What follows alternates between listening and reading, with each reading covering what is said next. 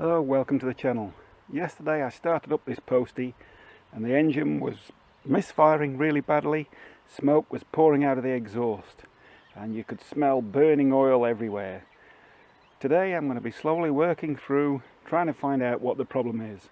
If that's something you're interested in, as usual, stick around and I'll get straight into it. I'll give you some backstory on this bike before we start. I bought this bike as a non-runner. It had been a spares bike. Parts had been stripped from it, but I was told the engine was good, whatever that means. And so when I started looking around the bike, first thing I did, check the oil. There was no oil in the engine. And the reason for that became obvious when I looked on the left-hand side.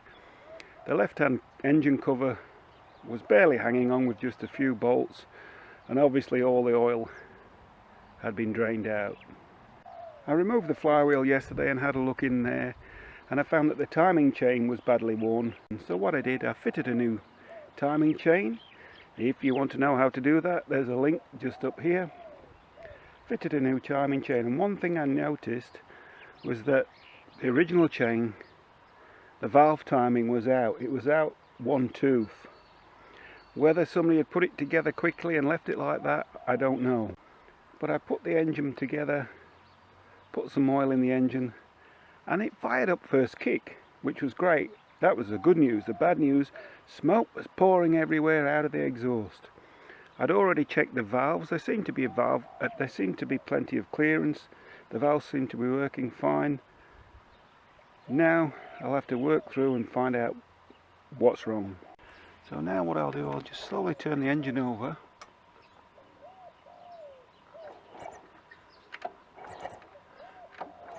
Well, the inlet valve seems to be working fine. There's a little bit of clearance.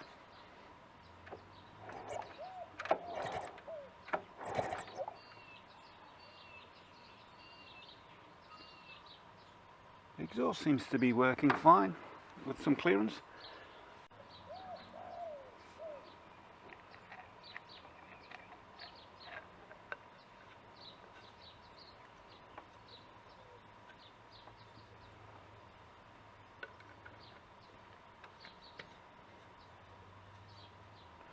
First thing I'm going to do is give the engine a compression test.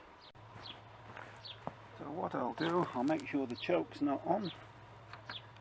Screwed the compression tester in place. I put the throttle wide open.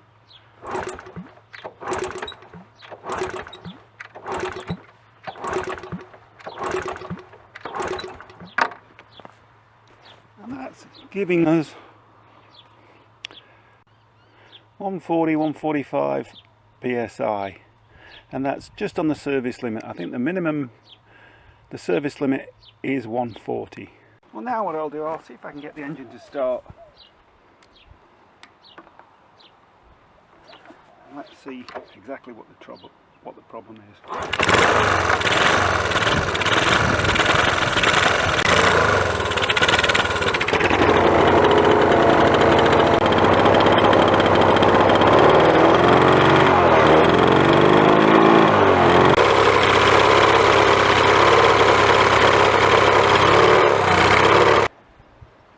As you heard, this is obviously one sick postie. The only next stage, remove the cylinder head. So first thing, I'll remove the exhaust, and that's simply two nuts with a 10mm spanner, two of these exhaust nuts. Remove these, and simply the couple of nuts and bolts along the exhaust. I'll get into that. I'll not bore you with that. Let's get going. That.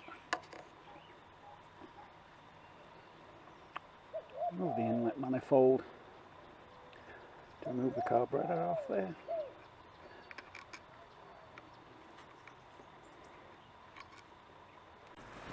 So the next thing I'll do, remove this cover. This is a 2000 model bike, so which means there's no pickup in there. It's down here.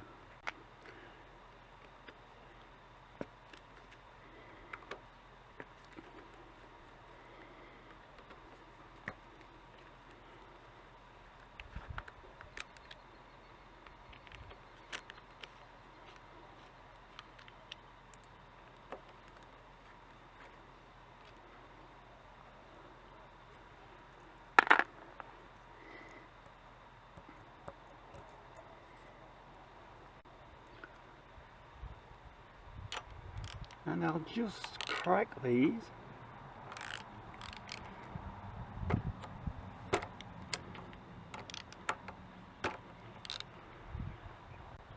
I'll turn the engine over, that way when we're on compression makes it easier for the camshaft to be removed.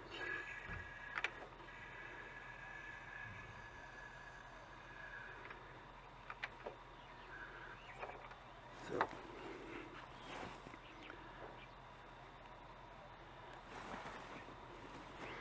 is that it? I don't know. Let's find out.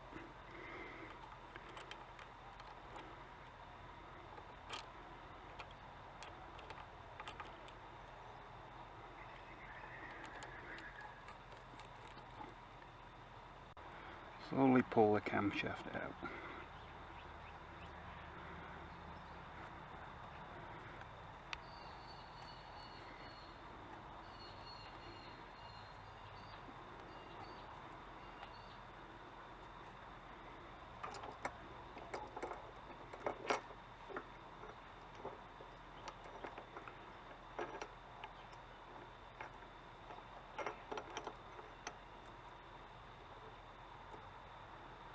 Now I'll undo the head bolts themselves, just nice and easily in a diagonal pattern. As you'll notice, there are two different types. They're the acorn or dome nuts, and that will be on the top left and bottom right, and behind that nut will be a copper washer, and that is because the oil is transferred up to the cylinder head through studs. So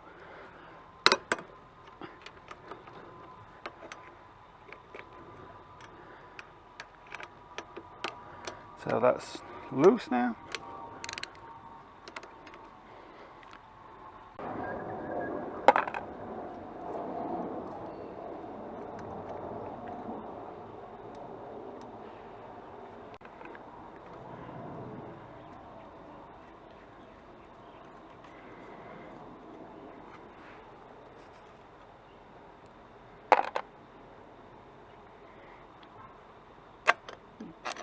Sometimes this needs a tap to remove, but it's coming off quite easily now.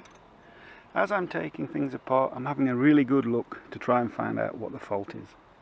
I didn't mention before how many kilometres are on the bike. It's done 76,000 kilometres, which is quite a lot for postie, but if well maintained, they should easily go over the 100,000.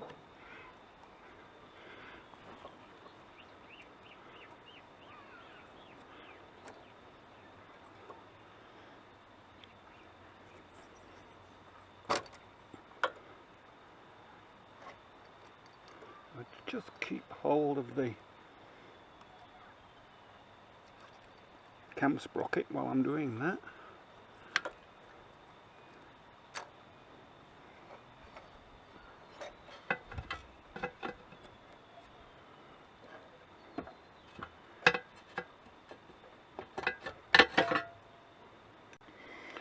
So, looking in the cylinder, looks quite good. Not really anything blatantly obvious just yet. Let's have a look. I've turned the bike around, so hopefully with the sun behind you you can see a bit more clearly. I've put a couple of cable ties just on the cam sprocket there. That just ensures that the timing stays intact, and it's really easy to put back together because the camshaft only fits in one way, so it's virtually impossible to get it wrong. Looking at this cylinder, at this head gasket, I don't know if you can see, if you look on there, there looks to be oil running down, so running down past the head gasket down onto the cylinder there, and also into the cylinder. So maybe this was nothing more than a cylinder head gasket. There should be O-rings on two of these engine studs to seal the oil, and there isn't any on this bike. So if you can see oil see the oil that was running there, but really easily you can see it. Oil there. Maybe it's just the head gasket. I'm not a fan of these MLS multi-layered steel gaskets. I prefer the old style ones. Well, having a closer look at this head gasket, I hope that the camera can focus on it. If you look just there and on the other side the same, you can see, probably can see better on this side as well, where the surface coating has been removed, and that's where the head gasket has been leaking gases. Hot gases have been coming across there, heated up the head gasket, and so we've had both an oil leaks and the actual head gasket combustion gases leaking as well. And that's what made me decide not to fully recondition the rest of the engine. Put a head gasket on and try it.